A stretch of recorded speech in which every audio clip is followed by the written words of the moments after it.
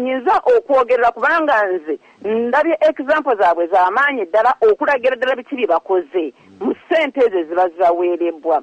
Kale nkubira bannaffe abo abatuukibwako obulumi obw'okubabba ssente zaabwe ez'obulumi bwe zityo temuggwamu maanyi. Waliwo abantu abatuufu abo gye muyinza okuteeka ssente zammwe ne zikola omulimu ogw'okununula nyaffe Buganda. Abyo nno bye mbadde njagala okwogerako. Ssaabasajja Awangaale.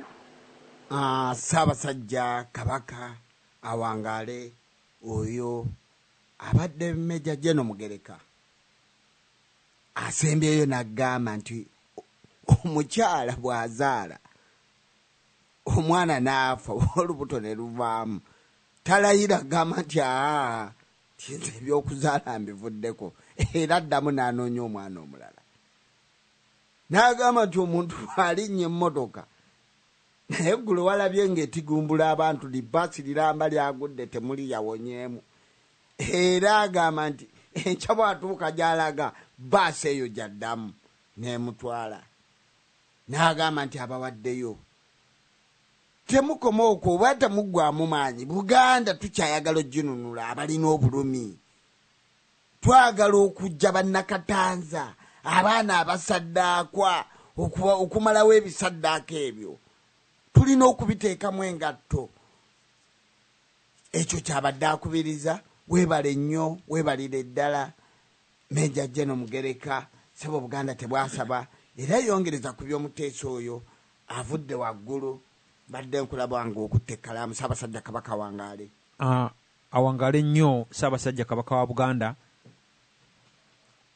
Abalungi Abaganda bakatonda abatuuliriza kaakano tubaweereza okusinziira mu kibuga Ilford eky'omu Bungereza ng'eno eraadiyo y'Abaganda ababaka. Essimu yaffe waliwo munnaffe awulugumya olukomo kasooka tumufune tuwulire by'agamba. Munnaffe atukubidde twesimye okuwulira tubuli amannya go ne wajo sinzidde tukubire.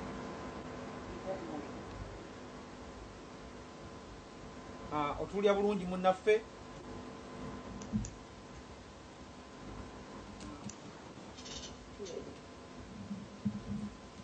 Baso mpulira atukubidde nyabo oba ssebo tusanyusa okuwuliza tubulire amannya go nawa gy'osinzidde otukubire. Nze mulongo ng'asinzidde wano mu chat room. Mwebale otuweereza bassebo. Omulamwa gw'amaanyi nnyo guno kubanga ndowooza gwe mulamwa Ssaabalamu oba kubanga byonna ebikolebwa mu Buganda kaakati bitunulidde mulabe n'obulabe bwakola. Kizibu okulowooza abantu bangi bazibuwalirwa okulowooza ebintu ebirala oba okusobola okukola ebintu ebirala ng'obulabe buno n'omulabe ono akyakola obulabe bwe. Nze bwe ntunuulira obulabe buno obuli ku Buganda n'omulabe ono ndaba nti obulabe buno bwennyini obulabe nnyinza okubuyita obulabe bwennyini nnyinza okubuyita omwoyo omubi. Kati nga omwoyo omubi ogwo by'ebintu byonna eby'omwoyo omubi, omwoyo ogw'obulabe eri abantu abalala nga bwe tugamba nti gundi oyo alina omwoyo omubi, gundi oyo yafuna omwoyo omubi. Bedda yali muntu mwamune kati muntu bo bantu balina omwoyo omubi abo. Kwegamba oli kwagamba nti gundi alina omwoyo omubi omulindamu okukola ebintu byonna ebirubirira okusaanyaawo obulamu bw'omuntu okuva ku bulumya okutuuka ku busaanyaawo. Obubbi, okutemula, okulimba, omululu, ebyo ebintu byonna tubirina ne mu kutegeera okwaffe kw'Ekiganda so nga ate ne mu nzikiriza zonna zaawula omwoyo omubi n'omwoyo omulungi. Kati waliwo ekintu ekirabika ekigamba nti omwoyo ogwo gubeeraawo oba nga gutambula mu bbanga bwe gumala ne gwetikka abantu.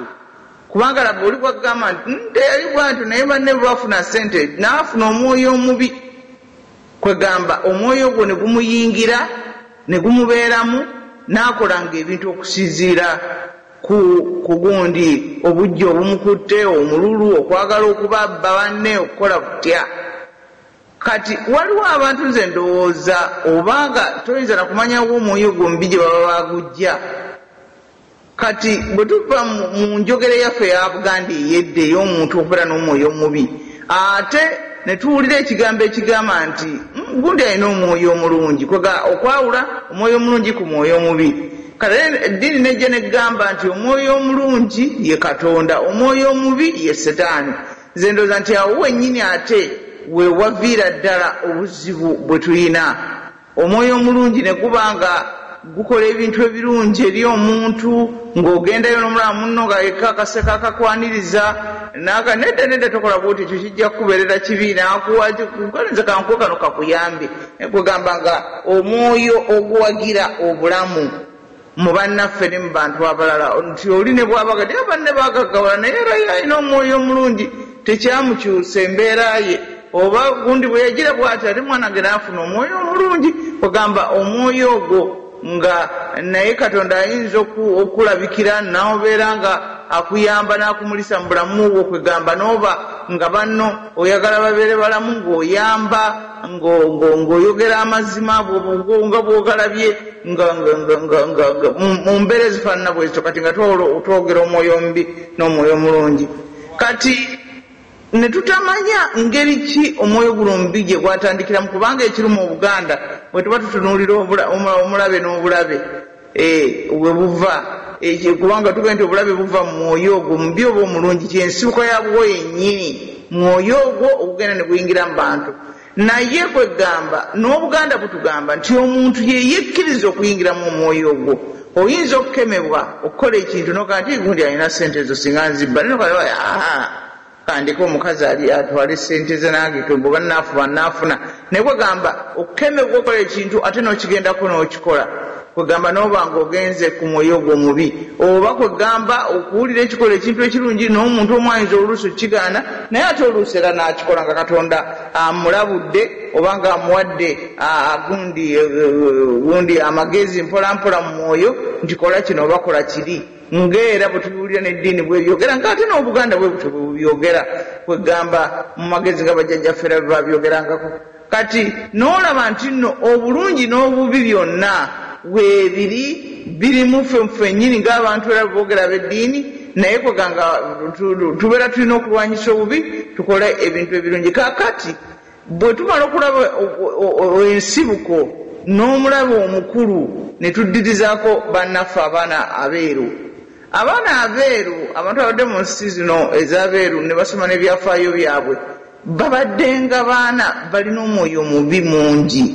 Bw'ona otunuulira ebintu bye baakolanga bo bennyini mu nsi zaabwe. Kati waliwo abo be bayita ba Vikings, baasimbulanga ne bava ewaabwe mu Denmark ne mu Sweden, ne bakwata amajambiya ne bavuga amaato ne bagenda bugenzi mu Bungereza. Mu Bungereza mwaliyo abantu tribes 12 nga bo baziyita, ne batandika okutematema abantu ne batandika n'okwokya ebintu just like that. Ne bookya amakanisa gaabwe, ne bookya ebintu byabwe, ne bookya ebyalo byonna. Abakazi ne bakuba enduulu ne basala ne bagenda nga bwe baseka. Tubalabanga mu firimu zaabwe, abantu abamu tebakinootinga. N'obalaba mu firimu nga bagenda oba okuwanika omuntu kalabba, gabana abalala balekana nga waliwo abaseka, ebisajja biri awo bigaayo ebituga bwe biwanda eri, bisokola enjala empanvu mannyo, bikola ki. Kuganga olaba abantu abalina empisa embi. Abantu oluusi baagala okulowooza nti ebintu ebyo si byaddala abafirimu banyumisa, ebintu ebyo byaddala babibeerangako ne babikola. Kati waliwo abantu abagamba nti Abayudaaya ne balekana ndi Yesu komerera nga balowooza nti kyali kipya. Baali bantu abalekanyi bwe batyo bakomerera. kwegamba kyosanga nti newaffe omuntu ne bwaba bbi kaakati ne bagamba nti uno tumukutta bbi nti tugenda mukuba wabangawo abagenda nga banakuwavu ne batunula naye ne bagenda nga banakuwavu naye kati oluusi okusanga abantu bonna kabalekana kikube mukitte mukikomerere mukwegamba ate yembeera ewaffe mu biseera biri ebadde teriiyo okujjako ndi kaakati ate oyinza okusangawo enjawulo olw'okuva mpozi mu kutabika emisaayi n'obulaba obungi obutubaddeko nga buyingizza ne mu bantu baffe bennyini omwoyo omubi kati abantu waliwo enjawulo ey'obwakabaka waliwo obwakabaka obw'empisa embi nga butambulira ku mpisa embi obwakabaka obusinga mu nsi obubadde butambula mu nsi endala bwabeeranga omuntu yakeranga ku makya n'ayimirira mu City Square n'agane kati nze kabaka mwenna mulina okumpulirira akutte nno n'ebitala era yasooka